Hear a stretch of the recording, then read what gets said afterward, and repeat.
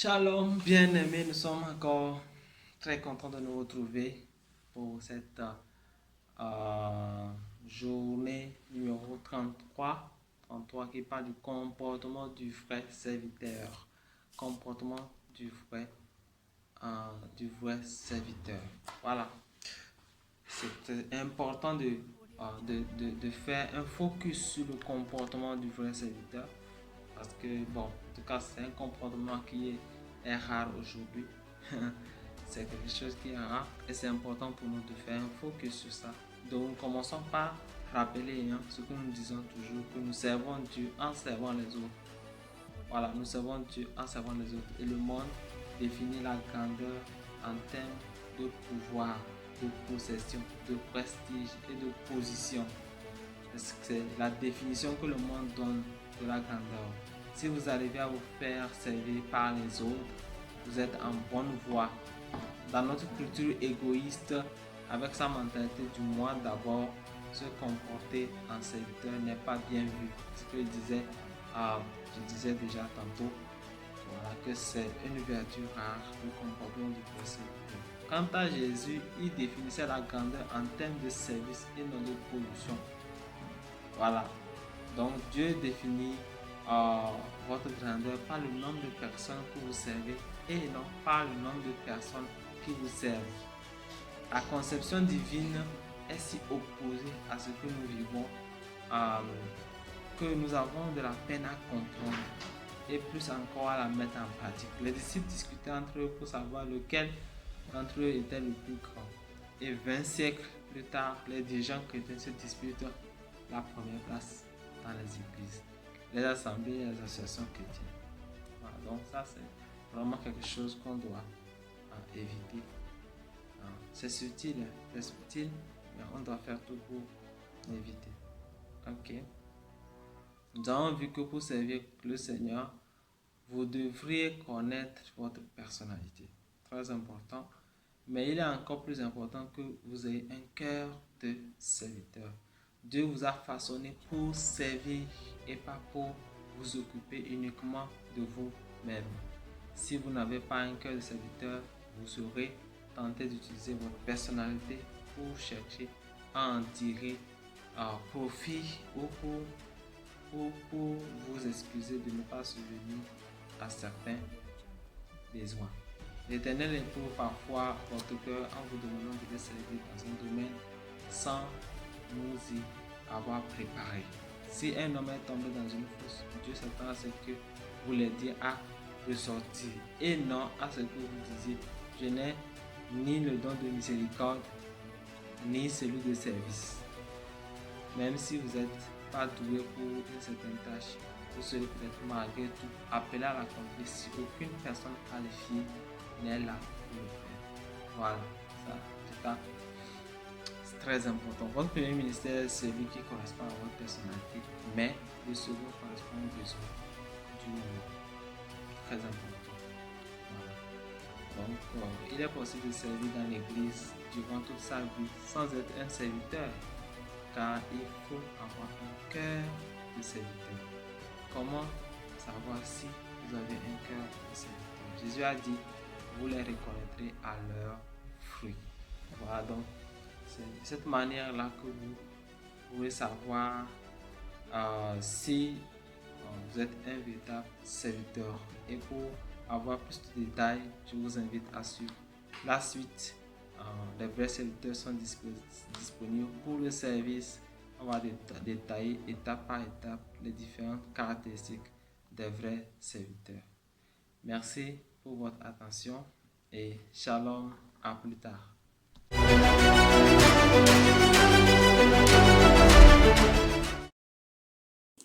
Oui, shalom bien-aimés, recevez mes sincères salutations. Nous sommes toujours dans notre marche et je suis le frère Meshach. J'aimerais ajouter à ce que mon prédécesseur vient de dire, le comportement du vrai serviteur. Comme la Bible a dit dans l'évangile selon Marc, chapitre 14, verset 43, la Bible dit: si quelqu'un veut être grand parmi vous, il sera votre serviteur. Amen. Êtes-vous disponible pour Dieu à tout moment? Oui. C'est la question que tu dois poser. Nous sommes appelés à servir Dieu. Amen. Peut-il changer votre programme sans que vous fassiez preuve d'amertume en tant que serviteur? Ce n'est pas vous qui dites quand et ni quel endroit vous servirez. Amen.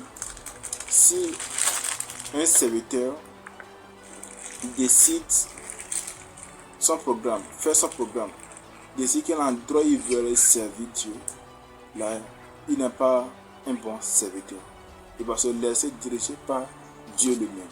Amen. J'aimerais ajouter encore un point. Les vrais serviteurs sont attentifs aux besoins.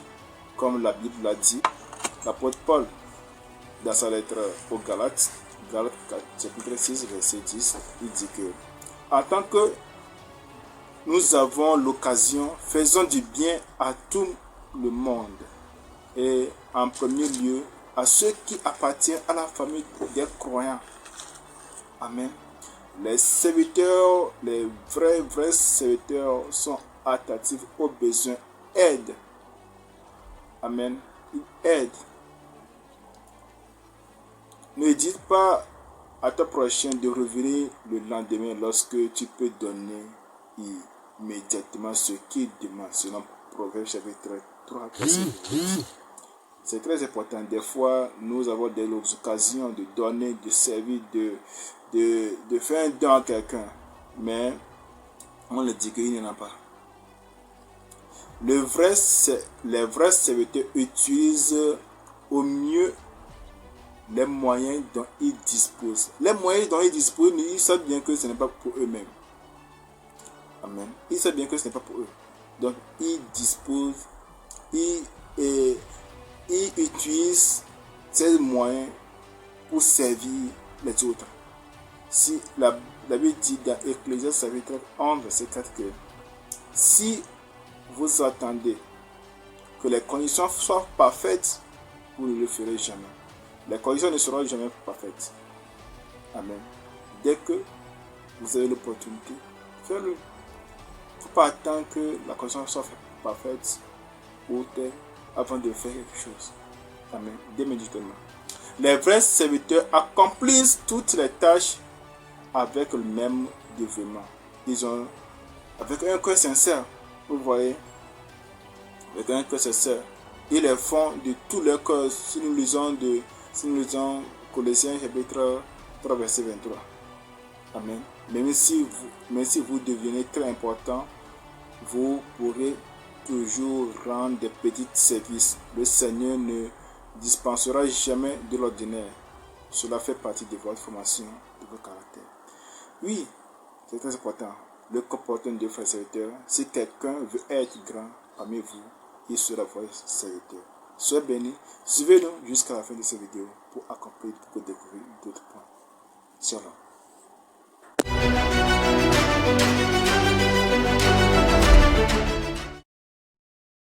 Shalom les amis, comment vous allez? Vous espérez bien? Moi de mon côté, par ma je rencontre ma grâce à Dieu. C'est encore avec le frère Jean du mouvement J'aime Togo, jeune étudiant motivé par l'essentiel. Suite à notre campagne de 40 jours d'enseignement de prière, nous continuons et nous poursuivons et nous vous encourageons de nous suivre jusqu'à la fin et que jusqu'à la fin le Seigneur vous bénira autant que nous. Aujourd'hui nous allons parler aussi d'un thème aussi capital que les autres. Comme nous pouvons le titrer aujourd'hui, le comportement d'un vrai serviteur. Nous allons parler aujourd'hui du comportement que nous tirons des vrais serviteurs et qu'on peut qualifier ou bien apprécier du vrai serviteur.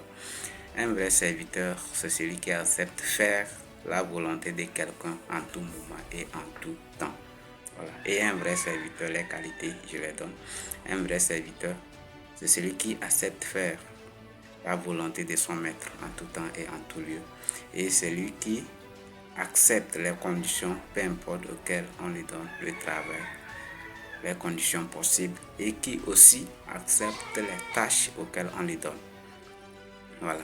Un vrai serviteur, c'est celui qui, serviteur de Dieu, nous pouvons le dire dans ce sens, celui qui sert Dieu en tout moment, a toujours le temps pour Dieu. A toujours le temps pour Dieu ne veut pas dire qu'il dort dans le travail de Dieu, mais au moment opportun qu'il a l'opportunité de faire le travail de Dieu, il le fait.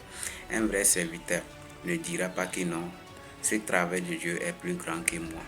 Si Dieu te donne une tâche, la tâche que Dieu t'a donnée, il sait si c'est si grand plus que toi, il te donne la force, il sait que si c'est si petit. Lui, quand Dieu te donne une tâche, lui-même, il a déjà évalué la tâche en fonction de tes compétences. Voilà. C'est ce que nous pouvons dire qu'un vrai serviteur de Dieu ne dira pas que non, ceci me dépasse. Si c'est vraiment que c'est Dieu qui t'a appelé et c'est Dieu qui t'a accordé cette tâche, tu pourras le faire. Il suffit juste de te mettre en genoux de Dieu, soit avec moi et cela passe. Maintenant, un vrai serviteur de Dieu ne peut pas se croire aussi important que la tâche que Dieu lui donne. Par exemple, je suis serviteur de Dieu, je peux dire que je suis évangéliste, je dois aller ici évangéliser et j'ai dit à un moment que j'ai le repos, j'ai droit à un repos, donc j'ai travaillé toute la semaine. Le samedi, je devais aller évangéliser.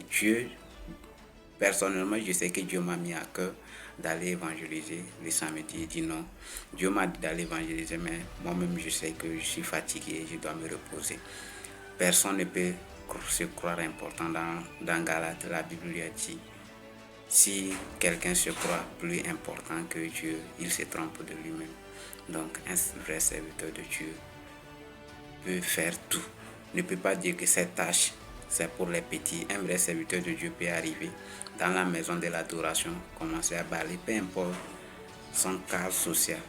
Le cadre social devant Dieu ne met pas barrière à notre travail, à notre service à Dieu. Ce n'est pas parce que nous sommes un cadre que nous ne pouvons pas travailler, balayer ou bien faire les choses de Dieu. Ce que Dieu nous met à cœur, il sait que nous pouvons le faire.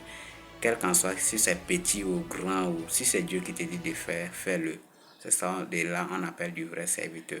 Être vrai serviteur, ce n'est pas de faire des grandes choses, mais de faire des choses aussi importantes à la personne auquel tu fais cela. Merci beaucoup et à bientôt.